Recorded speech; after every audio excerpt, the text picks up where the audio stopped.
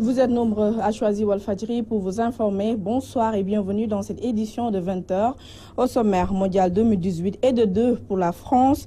Après 1998, Didier Deschamps sacré champion du monde avec son équipe.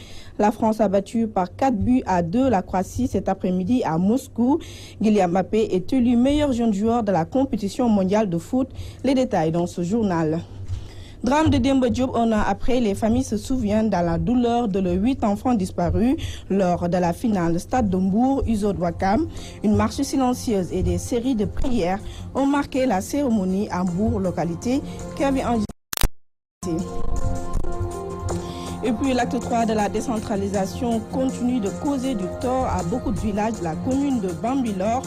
Il est difficile de se procurer des papiers administratifs dans cette localité qui note également beaucoup de litiges fonciers. Les habitants veulent l'érection de ces villages en commune. Le détail, c'est dans un instant.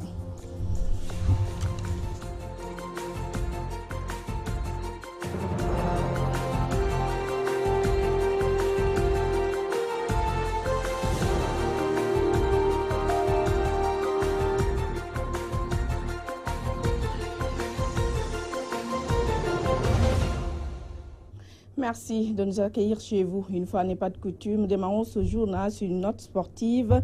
L'équipe de France a remporté ce dimanche 15 juillet la Coupe du monde de football pour la deuxième fois de son histoire en battant la Croatie 4-2 face à une valeureuse et séduisante équipe croate. Les Bleus ont fait preuve de réalisme à l'image de leur tournoi pour décrocher une nouvelle étoile mondiale et succéder à l'Allemagne. La génération de Mbappé entre dans la légende du sport français comme celle de Zidane il y a 20 ans. Parlons de tout à fait autre chose, la tragédie du Stade de Mbour. À Demba Diop, il y a un an, a orchestré 8 supporters du Stade de Mbour. Souviennent, une cérémonie de funérailles et de prières a eu lieu ce matin à la grande mosquée de Mbour. Une marche silencieuse prévue l'après-midi sur Tchernodaf. Un an après le drame survenu au Stade Demba Diop, les populations de Mbour ont toujours mal. Je pense que ce n'est pas forcément de la colère, mais c'est ça qui nous a le plus fait mal. Mais colère, je pense que comme nous sommes des musulmans, nous sommes des croyants, nous avions pardonné depuis le début. Cette colère-là n'est pas opportune quand il s'agit des déterminismes divins. Et quand le bon Dieu décide une chose, mieux vaut l'accepter parce que si on se dit croyant, nous l'avons accepté, ça nous a permis de ne pas avoir de la colère, mais seulement de la douleur. Et cette douleur-là, aujourd'hui, est toujours là, mais on essaie de faire avec, de vivre avec pour avancer. Nous sommes apaisés, nous sommes prêts à aller de l'avant, nous sommes prêts aussi à continuer à réclamer justice et puis à jouer au football, ce que nous aimons faire. Nous sommes prêts à rencontrer n'importe quelle équipe dans les conditions prévues par la Fédération sénégalaise de football. Les exigences nées de ce drame n'ont également toujours pas changé. La justice. Nous voudrions que la justice s'accélère. Nous voudrions qu'on situe les responsabilités et que l'État, je ne dirais pas l'État, que la justice fasse son travail. Et je sais qu'ils sont en train de le faire. La justice est lente. Il y a le temps de la justice. Et nous attendons cela avec beaucoup d'impatience. Sur le plan footballistique, nous attendons de la Ligue professionnelle de football qu'ils prennent leurs responsabilités. Et que dorénavant, toutes les mesures idoines soient prises pour que le football reste roi, pour que la sportivité continue dans nos stades et qu'il n'y ait plus de violence dans nos stades. Quant aux dirigeants du football, les populations les mettent face à leurs responsabilités. Si la justice fait son travail et que les responsabilités soient situées, je pense que c'est eux, comme d'habitude, ils vont en tirer les conséquences normalement.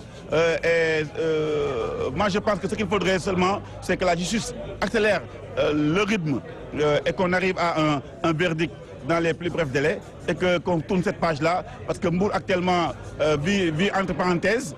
Le Stade de Mbour actuellement est en train de faire,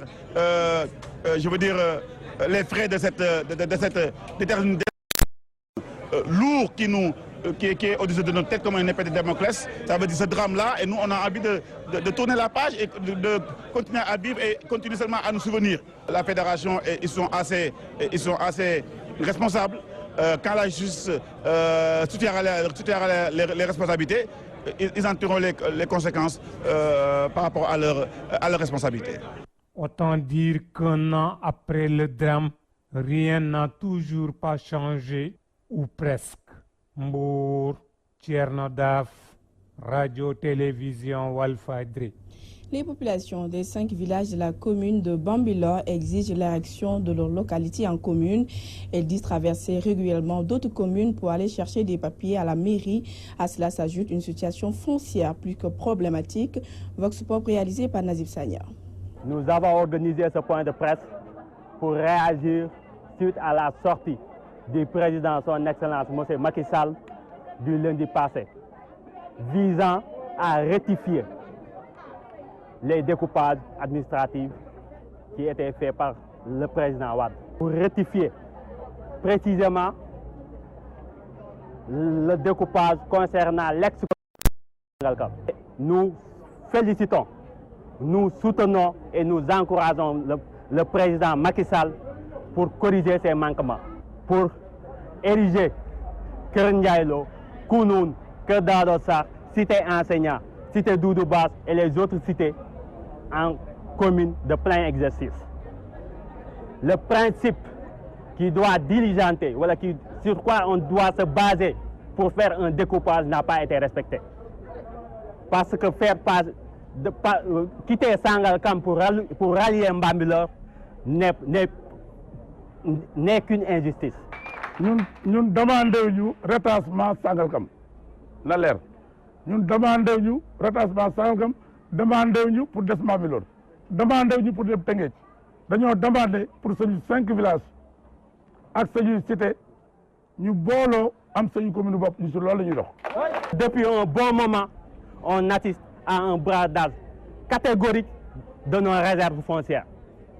Et il est temps, et nous interpellons le président Macky Sall, c'est une urgence pour les populations de nous ériger en commune, de le faire le plus rapidement possible pour sauver, diriger le foncier qui nous reste. La municipalité de Diamaguène Sicap Mbao se dit être en phase avec ses maîtres coraniques pour réduire la mendicité. Elle promet incessamment la mise en œuvre d'un programme interne dans la commune. Voici Malik Dramé, le directeur de cabinet du maire, qui s'est entretenu avec Théodore Semedo. Nous sommes très contents d'être là et nous renouvelons notre engagement auprès de lui à accompagner l'ensemble des Dara pour qu'on aille vers une modernité. Et Imam Keba Gueye, comme vous le savez, un des maîtres coraniques qui sont très engagés dans la lutte contre la mendicité. Quelqu'un aujourd'hui, son Dara en est un exemple. Vous savez, les collectivités locales sont des démembrements de l'État. L'État, dans le cadre de la politique de lutte contre la mendicité, est en phase de promouvoir des écoles, des Dara modernes. Aujourd'hui, l'étape la plus difficile a été franchie. C'était celle pour laquelle il devait y avoir un consensus entre l'État et les maîtres coraniques. Je pense que cette étape est dépassée.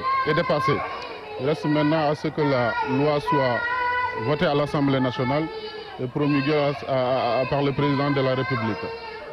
Les suivent la politique de l'État.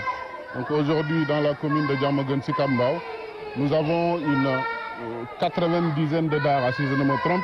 Vous voyez combien c'est important. Et donc il sera très difficile pour le maire de prendre en charge l'ensemble des Dara. Mais quand même, il est en train de travailler, de voir avec ses partenaires comment participer à la modernisation des Dara au niveau local.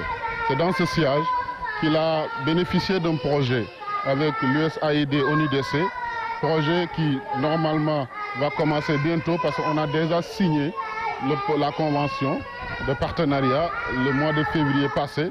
Donc il ne reste que nous avons déjà commencé les premières étapes de la mise en œuvre du projet.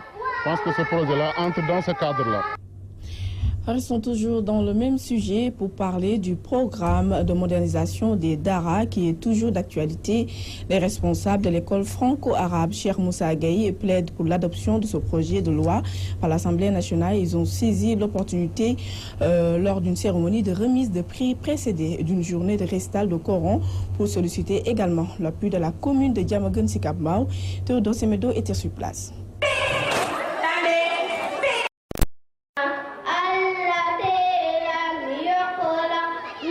L'école franco-arabe Cheikh Moussa Gaye de la commune de Diamaguène Sicap Mbao prime ses meilleurs élèves. Cette journée est juste organisée pour permettre aux enfants de partager, mais aussi de communier avec les parents. Comme durant 9 mois, ils ont eu donc à travailler, les enfants ont été capacités. Maintenant, cette journée leur permet au moins de plus ou moins partager avec les parents, d'extérioriser ce qu'ils ont appris durant ces 9 mois. Pour chaque niveau, 3 élèves, le premier, le deuxième et le troisième, sont récompensés en langue arabe et en langue française. 24 élèves seront primés, mais au total, nous avons 180 élèves. Opportunité saisie par les responsables de l'Institut lors de cette cérémonie pour solliciter l'appui de la municipalité en termes d'équipement puis de matériel, mais aussi celui de l'État dans l'adoption de la loi sur le projet de modernisation des Dara par l'Assemblée nationale. On peut dire que la majorité des enfants sont inscrits donc dans les Dara. Donc c'est des Dara qui présentent des candidats comme dans le formel. C'est des Dara qui forment, mais ils ne sont pas pris en charge, surtout au niveau du matériel scolaire. C'est-à-dire qu'ils ne sont pas équipés en table-banc, les gosses ne reçoivent pas de livres, etc. Et il y a un niveau programme qu'on appelle le curriculum. Donc pour ce curriculum, il y a un suivi. Ce qui va le faire, c'est l'État. Si maintenant le personnel enseignant qui est dans les Dara n'est pas suivi comme ceux qui sont dans le formel, là aussi ça peut poser problème. Malgré nos efforts, nous avons aussi besoin du soutien de l'État, côté formation, côté matériel, côté équipement. Moi je pense que Diamaguène Sicap Mbao est une commune qui est pilote dans le cadre de la modernisation des Dara. Aujourd'hui, pratiquement, la grande majorité des Dara, actuellement, c'est des Dara où les enfants ne mendient pas. Grâce à quoi? Grâce aux Dara. Obligatoirement, ça l'État vraiment ne devait même pas attendre. Ça devait être fait. Il devait promulguer et voter cette loi. Vraiment, nous attendons ça à l'Assemblée nationale, bien sûr. Créée en 2000, l'école franco-arabe Cheikh Moussa Gaye, que dirige le maître coranique Keba Gaye, s'évertue à améliorer l'offre éducative dans cette commune de Diamaguène Sicap Mbao, qui compte 8 écoles primaires publiques, 95 Dara pour une population de 221 000 habitants répartis dans 79 quartiers avec une superficie de plus de 7 km². Théodore Semedo, Diamaguène Sicap Mbao, Walfadjri. Remise de diplôme à 60 femmes venues des régions de Matam, Thiès et Dakar. Elles ont bénéficié d'une formation d'1 mois dans divers domaines au centre d'incubation. Cette formation entre dans le cadre de la lutte contre la féminisation de la pauvreté, nous dit Najib Sagna. Une cinquantaine de femmes issues des différents villages de l'ex-communauté rurale de Sangalkam et appartenant au groupement des femmes rurales Action et Solidarité France ont reçu le diplôme après une formation en transformation en fruits et légumes. Le sous-préfet de Sangalkam qui préside la séance. C'est une session de formation en direction de 50 femmes venant des 4 communes qu'on appelle communément les 4C de l'ancienne commune rurale de Sangalkam, en transformation de produits d'origine locale mais céréalière. L'importance de cette activité, ça va dans le sens d'autonomiser les femmes. Parce que je disais qu'au-delà de la capacitation, mais c'est le pouvoir économique qui va être changé. Pour la présidence du FRAS, Awa Gueye, il faut mettre ces femmes dans des conditions optimales pour développer la localité. Une cellule de formation du 27 au 10, dans toutes les KC, on a formé des formatrices qui vont après relancer les formations dans les autres membres. Vous savez que FRAS compte presque plus de 3000 membres. On n'a pas pu former tout le monde. C'est pour cela qu'on a des femmes pour les former en formatrice. Chaque femme va dans sa commune pour recycler la formation. Nous lançons au président de la République, puisque le programme DAC qu'il nous avait promis, il n'a qu'à nous affecter ces terres-là. En plus, j'ai parlé de la fédération qui se trouve à Sangalkam. Il y a 4 hectares qui sont là-bas, exploités par une seule personne. Ce que nous voulons, c'est que les femmes de Sangalkam et les jeunes de Sangalkam aient leur part. Parce qu'aujourd'hui, vous avez vu, on a fait des transformations en fruits et légumes. On a fait des transformations en céréales. Nous sommes allés les acheter. Nous avons besoin de terre. c'est pour cultiver. FRAS est l'un des plus grands groupements de femmes dans le département de Rufisque, 3 fois premier prix du chef de l'État pour les activités de développement. Rufisque Noï Saner, télévision Al-Fadjri. Kaolack, les femmes du mouvement sénégalais pour le développement ont bénéficié de 5 jours de formation en leadership, une occasion saisie pour échanger sur les maux qui gangrènent le secteur et demandent également aux autorités étatiques d'arrêter de négliger le structure riche de plus de 3 500 000 membres, nous dit Alassane Ba. Après avoir retenu des formations dans les autres régions, le mouvement sénégalais pour le développement, en partenariat avec Africa Lead, a gratifié des femmes du pays 5 jours de formation en leadership à Kaolack. Hassim Diouf, chargé du programme du MSD, revient sur l'essence de cette activité. Nous avons eu une grande chance, une grande opportunité avec Africa Lead pour pouvoir mettre à niveau nos responsables dans les zones pour à mieux de comprendre les enjeux des politiques agricoles et aussi s'ouvrir au changement par rapport à pour améliorer leurs conditions de vie. Ça regroupe uniquement les femmes responsables des 14 régions. Nous les formons en leadership et en champions du changement. D'autres régions, à leur tour, ont apprécié positivement cet atelier et comptent pratiquer leurs acquis une fois rentrés dans leur localité. On a aussi ici beaucoup de choses qu'on ne savait pas. On nous nomme des fois leadership. Dans le leadership, on doit avoir ses qualités, rigoureuse, patience, travail. Après cette formation, nous aurons de l'avance. Dans un changement, on va nous approcher, on va nous aider, même avec nos maris. Elles ont la ségrégation qui existe dans le secteur où elles évoluent, notamment dans la distribution des semences, intrants et matériel agricole, et disent que la politisation doit être positive. Il y a quelque chose qu'on peut avoir et on ne l'a pas eu. Et je pense qu'avec Serigne Moussa, nous irons directement au but. Parce que toujours, il faut aller au changement. Nous, les femmes, nous voulons un changement total. Politique positive, lañ bëgg. Politique tàccu rek di dem tamit boo ñëwee dem taxaw présenté indi mbooloo présenté ko après ça passe mais bu nga leen di déggati c'est après leurs besoins kon c'est pas la peine. Les membres de ce mouvement paysan qui court depuis 7 ans derrière une audience avec le président de la République se disent très déçus de cette négligence à leur égard. Et pourtant, ils sont au nombre de 315 000 et sont partout dans le pays. Ce n'est pas la bonne manière de faire développer ce pays-là. Je pense qu'il faut s'adresser aux vrais acteurs. Il faut faire profiter à ce qui appartient à tout le monde, aux vrais acteurs que nous sommes. Kon président boo fa nekkee juróom-ñaareet ñun waa MSD ak Saxum loolu ñuy ut audience ci moom mu tëñu lu ko dal mook caat. Le mouvement sénégalais pour le développement qui travaille pour l'autonomisation de ses membres compte dans les jours à venir faire bénéficier aux jeunes et aux femmes d'autres formations allant dans ce sens. Kaolack, Al-Hassan Ba, Walfadjri. Sport à présent, la boxe, une discipline sportive en souffrance dans le département du Pikine. Absence de matériel, manque d'infrastructures et de soutien des collectivités locales. Une situation qui a poussé les responsables de Pikine Boxing Club à lancer un cri du cœur aux autorités étatiques. Voici Abdou Karim Sall, interrogé par Théodore Semedo. Nous avons vu des hommes pleins de volonté. Nous avons vu des hommes qui ont de l'ambition. Mais surtout, nous avons vu des hommes qui n'ont pas les moyens. Et nous, notre conviction profonde est que le prochain champion du Sénégal sortira des arts martiaux. Ça, c'est notre croyance profonde. Nous en avons le droit, les voies et moyens pour soutenir cette discipline. Pour tout le département de Pikine. Résultat, il y a une Guinée-Bissau, di honneur di ndam pour Réumi, wane na ne discipline bi buñ ko jappalé lu kawé suñu njort. Et c'est la fin de ce journal de 20h que j'ai eu le plaisir de vous présenter.